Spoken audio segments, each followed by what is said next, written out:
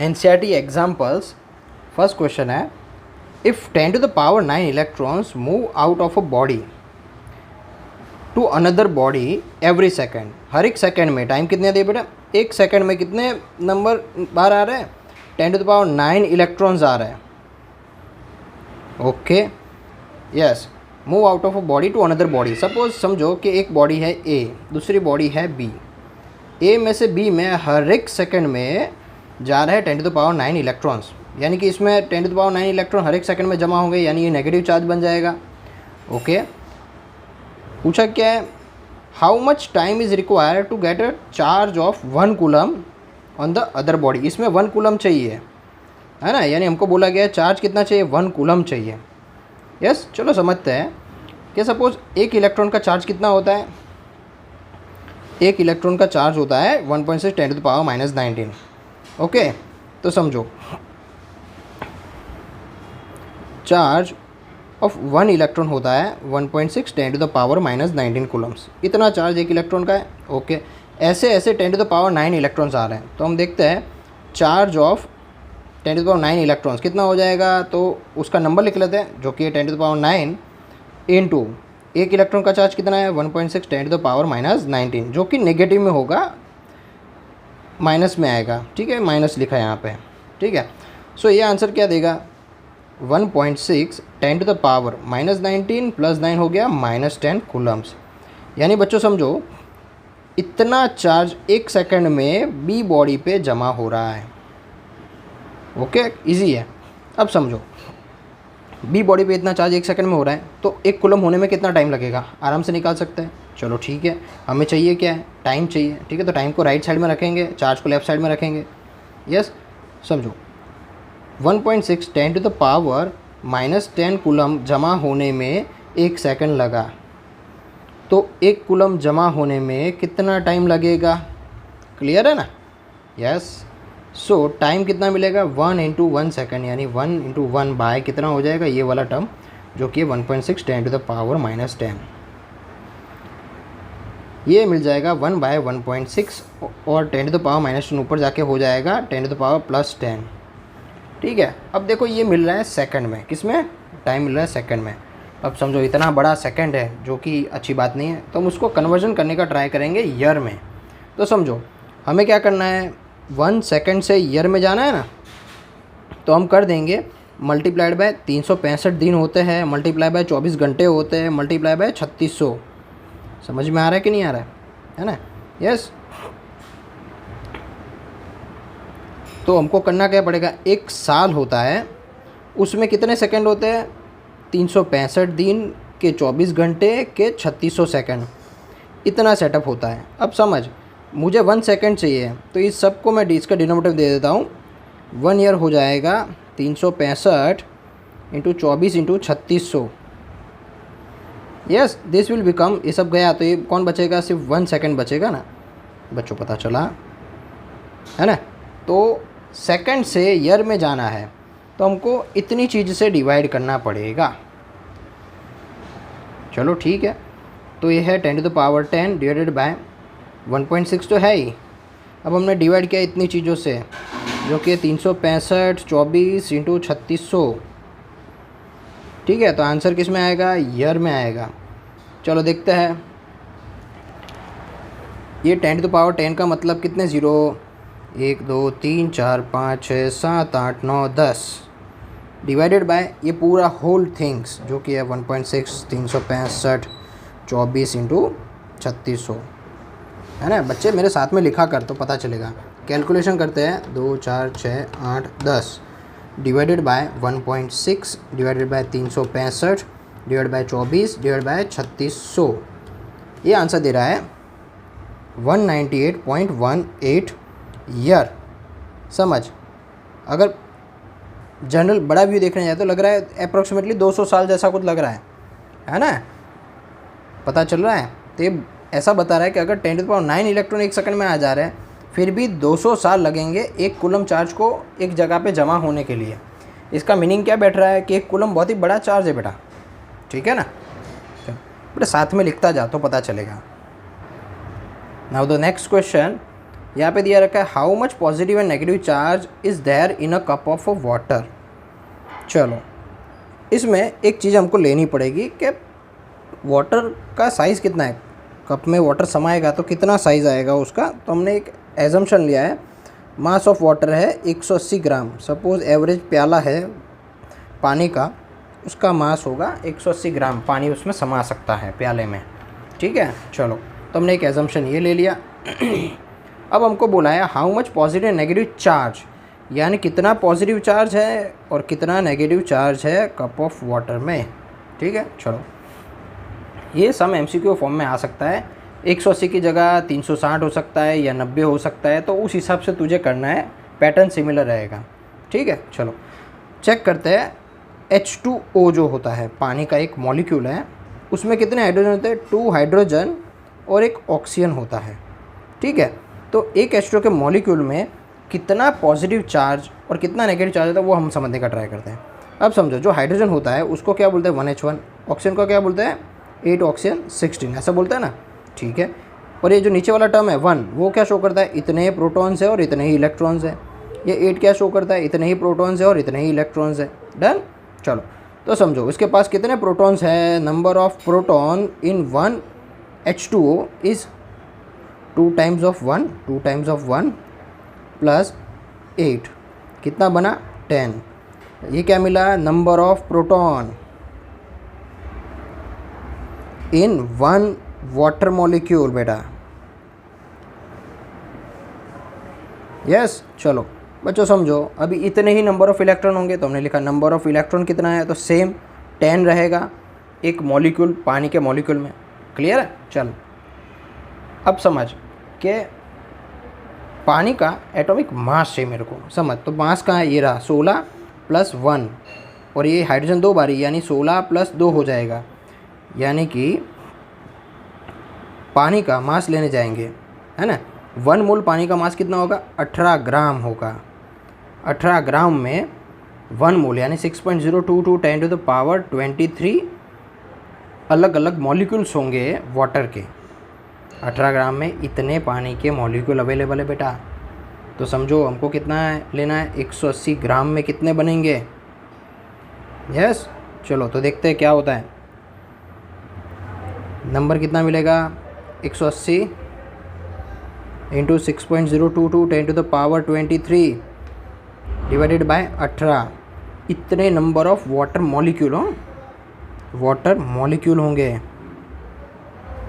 Yes. चलो तो क्या हो गया, ये 18 से मर के यहाँ पे 10 बच गया, तो हमने लिखा 6.022 10⁻24 बन गया ना, 23 था और एक 10 आया तो 24 हो गया।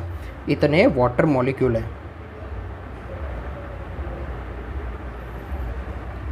यस। चल अब समझ, इतने वाटर मॉलिक्यूल के पास में हर एक के पास में 10 प्रोटॉन और 10 इलेक्ट्रॉन अवेलेबल है, यस। तो हम देखते हैं पॉजिटिव चार्ज कितना है, तो लिखते हैं पॉजिटिव चार्ज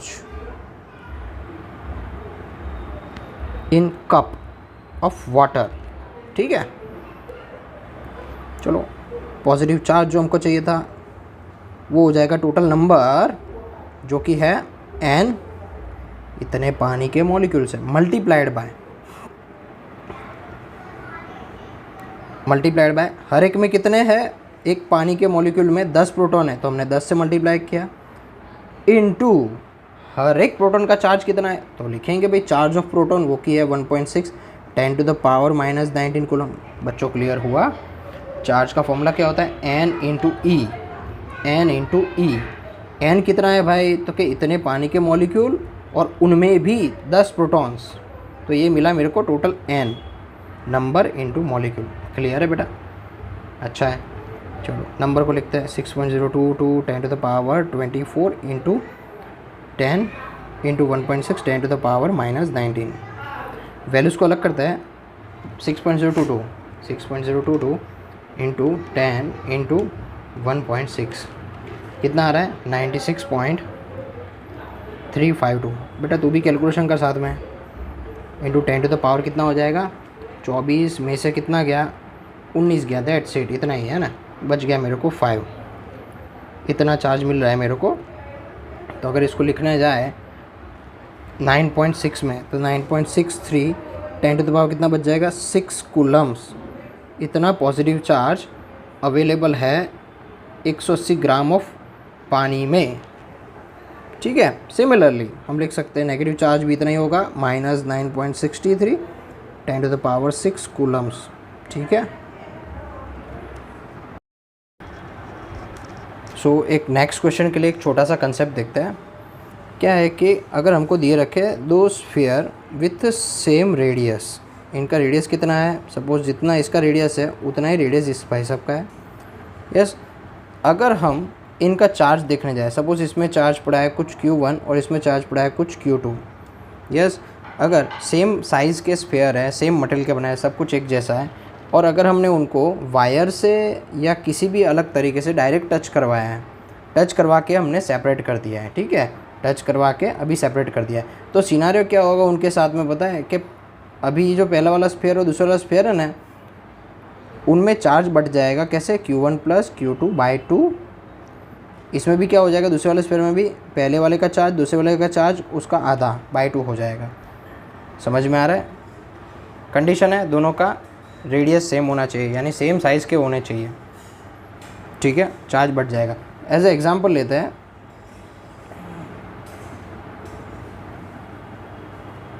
कि लाइक एक स्फीयर है, दूसरा स्फीयर है, इसमें चार्ज दिया रखा है 3 कूलम, इसमें दिया रखा है 2 कूलम। तो सिनेरियो क्या होगा, जब इनको मैं टच करवा दूँ, टच करवाने के बाद में देखूँ तो पता चलेगा भाई कि इसमें कितना बचेगा, पहले का चार्ज प्लस दूसरे का चार्ज डिवाइड बाय 2, पहले का चार्ज प्लस दूसरे का चार्ज डिवाइड बाय 2। ठीक है, तो ये कितना बचेगा, 3 2 5 5/2 यानी 2.5 कूलम बचेगा। इसमें भी वही बचेगा 2.5 कूलम। बच्चों पता चला कि नहीं चला? Yes, easy. अब समझिए एक और एग्जांपल लेते हैं कि सपोज़ इसमें मैंने लिया -2 कूलम। अब देख क्या होगा, अब सिनारियो कुछ अलग होगा। इसमें बचेगा 3 - 2/2, इसमें बचेगा अगेन 3 - 2/2, यानी कितना हो गया, 3 में से 2 गया, 1 1/2, यानी आधा कूलम बचेगा। यहाँ पे भी आधा कूलम ही बचेगा। क्लियर हुआ?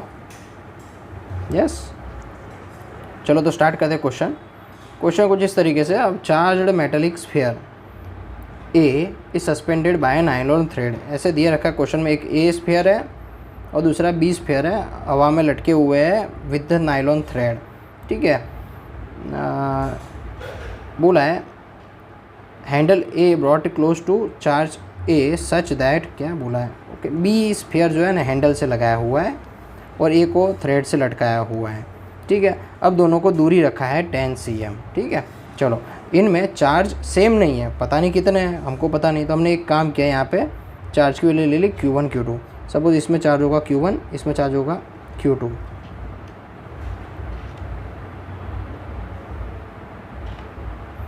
और दूरी दी रखी है 10 cm। ठीक है, चलो तो चेक करते हैं कि इसमें फोर्स कितना लगेगा दोनों के बीच में। फोर्स होगा K Q1 Q2 divided by क्या हो जाएगा, डिस्टेंस का स्क्वायर। डिस्टेंस है यहाँ पे हमने लिया R = 10 cm दिया रखा है, तो हमने R 10 cm लिखा है, तो क्या डिस्टेंस R²। इनिशियल कंडीशन में ऐसा कुछ मिल रहा है मेरे को। अब देखो क्वेश्चन में और कुछ आगे पूछा है, the resulting repulsion of is noted. हमने नोट कर दिया रिजल्टेंट रिपल्जन यहाँ पे। ठीक है, अभी क्या बोला है, स्फीयर ए बी को टच करवाया गया है सी डी अनचार्ज के साथ में, ए को सी के साथ, बी को डी के साथ में। देखो इस क्वेश्चन में दिया है ए को सी से टच करवाया, बी को डी से टच करवा के उनको सी डी को हटा दिया है हमने, टचिंग करवा के हटा दिया। फिर लास्ट केस में ये फिगर बन रहा है, समझे? यस, चलो तो फाइनल में और क्या क्या किया हमको देखना है, और फाइनल में डिस्टेंस को भी आधा कर दिया बेटा। ठीक है, चलो अभी मैं अपनी लैंग्वेज में समझाता हूँ, ये बहुत बेकार लैंग्वेज से लिखा था। सो हमने देखा इनिशियल में ये दिया रखा है फिगर इनिशियल का। ठीक है, और ये दिया रखा है फिगर फाइनल का, ये इंटरमीडिएट है, बीच वाली एक फिगर है। तो जब दो चार्ज थे तो हमने फोर्स का फॉर्मूला लगाया K/Q1 Q2/R², सिंपली। अब समझो कि जब हमने ए को सी से कनेक्ट किया और बी को डी से कनेक्ट किया, तो हमने जैसे आगे कंसेप्ट देखा ऐसा ही सिनेरियो हो जाएगा, बट यहाँ पे चार्ज 0 था और यहाँ पे चार्ज Q1 था। ठीक है, तो हम देख सकते हैं यहाँ पे इन दोनों में बंटवारा कितना होगा, ए और सी में बंटवारा कुछ होगा, Q1 + 0/2 कितना हो जाएगा, Q1/2, समझे। सिमिलरली सी में भी Q1/2 हो जाएगा। क्लियर है कि नहीं। यस, तो हम लिखते हैं इसको थोड़ा प्रॉपर वे में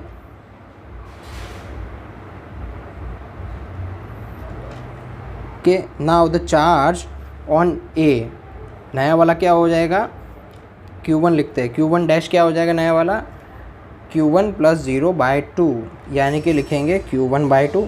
similarly now the charge on B कितना हो जाएगा, कि देखो डी में भी चार्ज 0 था, बी में चार्ज Q2 था, तो charge on second sphere is Q2 + 0/2, यानी ये मिल जाएगा तेरे को Q2/2, समझे। और हमको फाइनल में बोला है कि डिस्टेंस को भी आधा कर लिया है भाई, यानी नया वाला आर डैश कितना हो जाएगा, नया वाला आर डैश हो जाएगा बेटा R/2। क्लियर है। चलो, तो अब हम नया फोर्स फाइंड आउट करते हैं। So the new force will B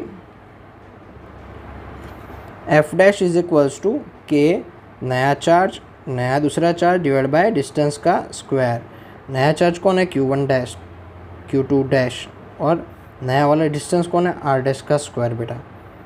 चलो तो देखते हैं,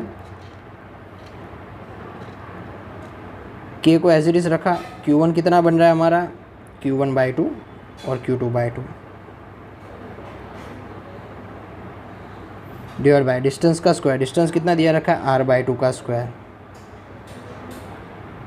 ठीक है, चलो देखते हैं, ये मिल जाएगा K Q1 Q2/4 divide by नीचे हो जाएगा R²/4। यस, ये 4 से 4 मर गया, बचेगा क्या, K Q1 Q2/R²। अरे ये तो क्या मिला, ये तो एक्चुअल फोर्स मिल गया, यानी ये नया वाला F डैश और पुराना वाला F हमारा दोनों ही सेम है, तो हम लिख देंगे कि here force remains constant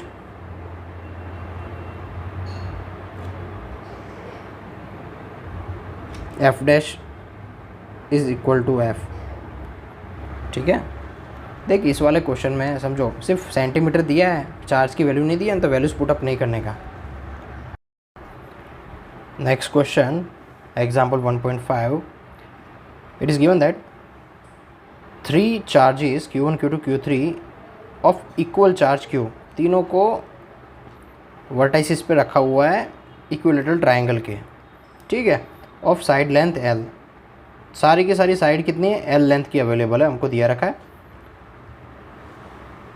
find the force on a charge Q, जो कि सेंटर पे रखा हुआ है कैपिटल Q चार्ज, उस पर कितना फोर्स लग रहा है वो पता लगाना है हमें। ठीक है, चलो निकालते हैं। समझो, अकॉर्डिंग टू सिमेट्री, अगर सिमेट्री देखने जाओगे तो ये जो प्लस Q चार्ज है और ये दूसरा Q चार्ज है, ठीक है, तो क्या होगा, हम एजम्पशन ले रहे हैं कि ये प्लस Q चार्ज और ये छोटा Q चार्ज सब पॉजिटिव चार्ज ही है, हम ऐसा मान के चलते हैं।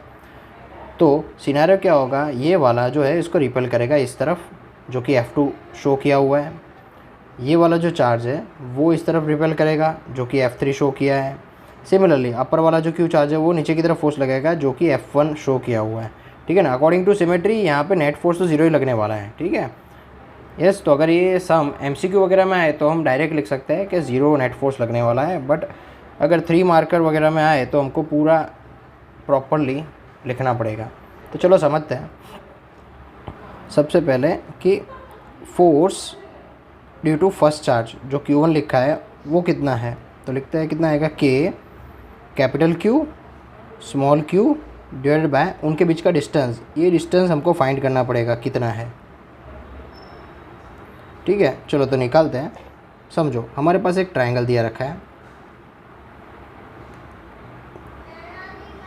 ये जो ट्रायंगल है इस ट्रायंगल में ये एंगल 90 है, ये पूरा एंगल कितना है, 60 डिग्री है, अकॉर्डिंग टू इक्विलेटरल है तो 60 बनेगा, पूरा 60 बनेगा तो ये कितना बनेगा, 30 डिग्री बनेगा।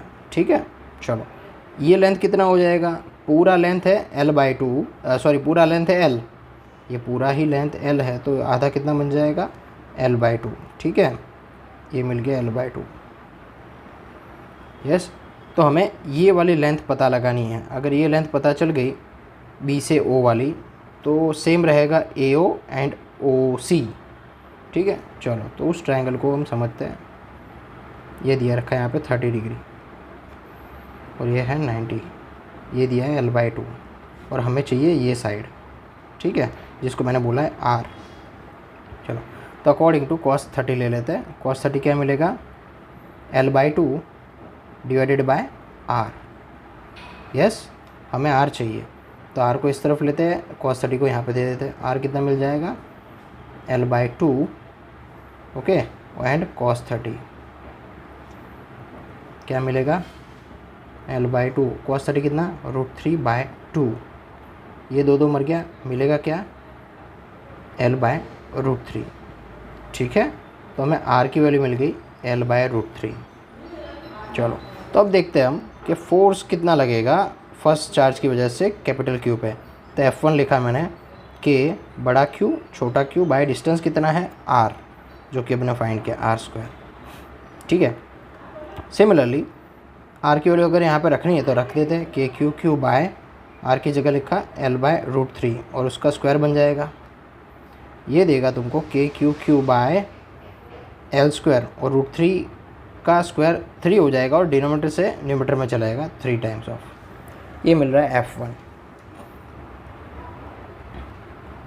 सिमिलरली अगर F2 फाइंड करने जाए तो वो भी क्या मिलेगा, F2 चाहिए हमको, तो ये दूसरा चार्ज है हमारा Q2। ठीक है, Q2 की वैल्यू भी Q है और यहाँ पे कैपिटल Q भी वो का वही है। ठीक है, चलो तो फॉर्मूला तो सेम ही आएगा, F2 इज़ ऑल्सो के क्यू क्यू बाय r², यानी आंसर तो यही आने वाला है। सिमिलरली F3 भी यही आने वाला है आंसर। ओके, चलो तो हम सब इसको एजम्पशन ले लेते हैं कि ये पूरा जो वैल्यू है ना, F बोल दिया मैंने, तो फाइनल में फोर्स कितने बनेंगे, F1 = F2 = F3 कितना बन जाएगा, F के बराबर बन जाएगा। अगर हम सिर्फ मैग्नीट्यूड की बातें करते हैं तो सबका मैग्नीट्यूड किसके बराबर है, F के बराबर है। ठीक है, चलो तो अब देखो हमको नेट फोर्स पता लगाना है। नेट फोर्स के लिए हम पहले Q की अवस्था को देखते हैं, जो हमारा Q जो अवेलेबल है यहाँ पे, उस पर कितने कितने फोर्स लग रहा है। तो अकॉर्डिंग टू फिगर नीचे की तरफ लग रहा है F1, इस तरफ लग रहा है F2 एंड इस तरफ लग रहा है हमारा F3। ठीक है, चलो अब देखो ये पूरा ही गोल सर्कल गिनने जाए तो 360 डिग्री बनेगा, तो 360 का थर्ड पार्ट कितना बनेगा, 120 डिग्री। क्लियर है, तो हम क्या करते हैं, पहले ये दो वेक्टर्स जो है ना F2 एंड F3, उनका हम फाइनल रिजल्टेंट वेक्टर निकालते हैं, जो कि आएगा कुछ F'। हमें वो पता लगाना है और वो कैसे लगेगा, अकॉर्डिंग टू कोसाइन लॉ। तो हम लिखते हैं यूजिंग कोसाइन लॉ। सो F' मुझे मिलेगा अंडर रूट में F2² + F3² plus 2 times of F2 F3 cos of ये बड़ा एंगल जो कि है 120 डिग्री। ठीक है, अब देखो बेटा ये F2 F3 सबकी वैल्यू कितनी F के बराबर हमने ले ली है, तो हमने लिखा है F² + F² plus 2 times of FF यानी अगेन F²। कॉस 120 कितना हो जाएगा, -1/2। सो यहाँ पे क्या बनेगा, F² + F², 2 कट एंड बन जाएगा -F²। सो यहाँ से ये भी वैल्यू कट जाएगी, बनेगा क्या अंडर रूट में ओनली F², जो कि बन जाएगा F। यानी कि समझो F' भी मुझे कितना मिल गया, F के बराबर। ये जो वैल्यू है वो भी F के बराबर है। तो हम सिंपली एक और ड्राइंग करके बता देंगे, ऊपर जो F' है वो भी F है, नीचे वाला F1 है वो भी F है। सो हम बोल सकते हैं कि here F' and F1 both have same magnitude but opposite direction. That's why hence net force, क्या बोलेंगे, net force on capital Q will be 0। ठीक है, नेट फोर्स कितना हो जाएगा, 0 न्यूटन। ठीक है, तो ऐसे अगर 3 मार्क करे तो इतना सब लिख के बताना पड़ेगा। नेक्स्ट क्वेश्चन बोला रखा है, consider the charges q q minus q at the vertices of equilateral triangle as shown in the figure, what is the force on each charge. हर एक चार्ज पे कितना फोर्स लग रहा है वो पता लगाना है। चलो समझो, ये फिगर को मैं यहाँ पे फिर से बना रहा हूँ। क्या दिया यहाँ पे, फर्स्ट Q1 चार्ज जो है, ये Q1 चार्ज है जिसकी वैल्यू Q है, यहाँ पे Q3 चार्ज है जिसकी वैल्यू है minus Q, and here it is a Q2 of plus Q। ठीक है, चलो अब देखो क्या बोला है कि what is force on each charge, हर एक पे कितना फोर्स लग रहा है पता लगाना है। साइड का लेंथ दिया रखा है LL एंड L। चलो समझते हैं। देखो, जो भी पॉजिटिव चार्ज होता है वो पॉजिटिव पे रिपल्शन लगाता है और नेगेटिव वाला अट्रैक्ट करता है। ठीक है, तो हम सबसे पहले Q1 को ध्यान में लेते हैं। तो देखो Q2 वाला जो है वो पॉजिटिव चार्ज है, वो पॉजिटिव चार्ज इसको क्या करेगा, रिपल करेगा। तो इसका मतलब ये वाला इसको धक्का मारेगा, जिसको नाम दिया मैंने F12। क्यों F12? क्योंकि फोर्स किस पे लग रहा है, फर्स्ट पे। किसकी वजह से, सेकंड की वजह से। तो हम लिखेंगे F12 का मतलब क्या, force on first charge due to second charge. Similarly ये थर्ड चार्ज जो है वो नेगेटिव है, यानी नेगेटिव चार्ज पॉजिटिव को क्या करेगा, अपनी तरफ अट्रैक्ट करेगा, यानी कि ये खींचेगा इस तरफ। तो उसको लिखते हैं force on first charge by the third charge. Okay, चलो अब देखो, इन दोनों का मर्जर होके अगर हम पैरेललोग्राम बनाने जाएं तो मिलेगा फाइनल फोर्स इस तरफ, जिसको बोला जाएगा F1। और समझो ये इक्विलेटरल ट्रायंगल है, तो ये एंगल कितना बनेगा, 60। तो बचा कुचा कितना बनेगा, 120 डिग्री। ठीक है ना, तो ये एंगल मिला मुझे 120 डिग्री। नाउ थर्ड चार्ज पे देखते हैं कि देखो, थर्ड चार्ज जो है नेगेटिव चार्ज, नेगेटिव चार्ज को क्या, पॉजिटिव वाले जो चार्जेस है दोनों ही अट्रैक्ट करेंगे। तो देखते हैं क्या हो रहा है। Force on third charge due to first attractive, force on third charge due to second charge is also attractive. अब इनका भी अगर हम पैरेललोग्राम बनाए तो नेट फोर्स आएगा डाउन साइड, जिसको हम लिखेंगे F3। ठीक है, अब ये इक्विलेटरल ट्रायंगल है तो एंगल कितना बनेगा, 60 डिग्री एंगल बनने वाला है।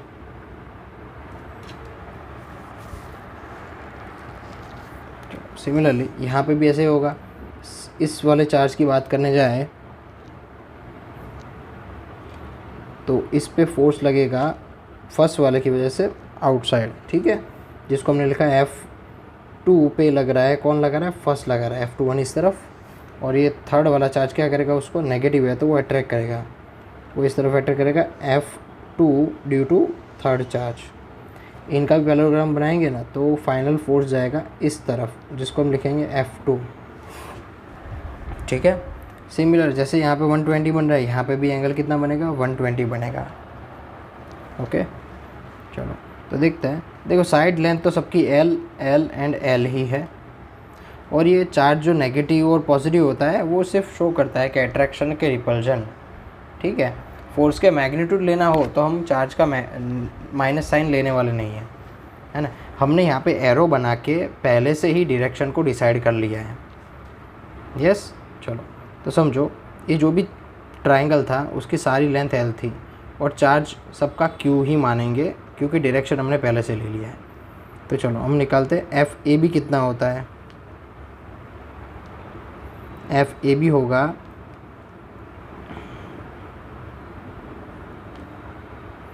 FAB का मतलब K Q1 Q2 बाय उनके बीच का डिस्टेंस का स्क्वायर जो कि है L स्क्वायर। ठीक है, चलो इसको लिखते हैं तो मिलेगा KQ² by L square. Similarly FAB मिला हमको, जिसको हमने FAB की जगह नाम दिया रखा, हमने F12 नाम दिया है, F12 लिखते हैं। चलो ठीक है, चलो अब दूसरा चार्ज है हमारा कौन सा, F13। F13 क्या मिलेगा, K इंटू फर्स्ट चार्ज जो कि है हमारा Q इंटू थर्ड चार्ज कितना है, माइनस Q। ठीक है, डिवाइड बाय डिस्टेंस कितना है, L स्क्वायर, यानी क्या मिलेगा, minus KQ² by L square. ऐसे ही बेटा सारे चार्जेस के लिए हम फोर्सेस फाइंड करेंगे ना तो वो KQ² बाय L स्क्वायर ही मिलेगा। या तो प्लस या तो माइनस, बट डायरेक्शन हमने पहले से ले लिया है, इसलिए हम माइनस वगैरह कंसिडरेशन में नहीं लेने वाले हैं। तो हम यहाँ पे लिख रहे हैं F12 का मैग्नीट्यूड, F21 का मैग्नीट्यूड, F31 का, F32 का, F23, F13, ये सब के सब मिलने वाले हैं KQ²/L, जिनको मैं बोल देता हूँ F फोर्स के इक्वल। ठीक है, अब समझो कि हम फाइंड कर रहे हैं फर्स्ट चार्ज पे कितना फोर्स लग रहा है। तो ये फिगर मैं यहाँ पे बना रहा हूँ। फर्स्ट चार्ज पे यहाँ पे फोर्स लग रहा है F12, यहाँ पे लग रहा है F13, और अकॉर्डिंग टू पैरेललोग्राम ना फाइनल फोर्स लग रहा है F1 इस तरफ, और 120 डिग्री एंगल बन रहा है। तो बच्चों देखो, हमको फाइनल फोर्स चाहिए तो हम यूज़ करेंगे यूजिंग कोसाइन लॉ।